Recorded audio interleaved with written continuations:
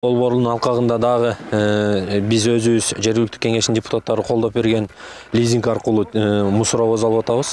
Таштандыларды таштап ушул жерге таш бергич. Анан 8 айлык өкмөткө бизден сырткары 7 айлык өкмөткө кайрылдык.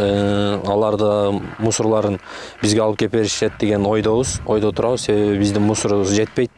Бул оборудование иштеп баштаганда, мусорно переработающий заводубуз иштеп баштаганда жетпей калышы мүмкүн.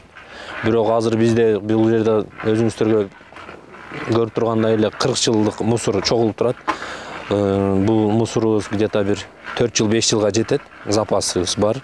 Для начала 4 жыл 5 жыл иштеткени. Андан кийин уже 2 токен менен иштешебиз. Бозумчак, анан штамберди менен.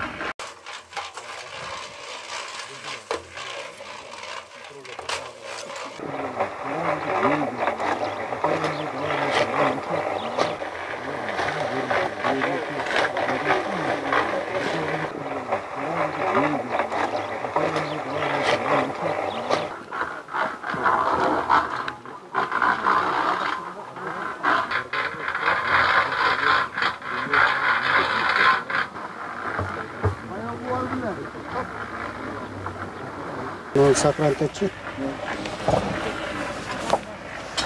Бул жакшы болуп турсун.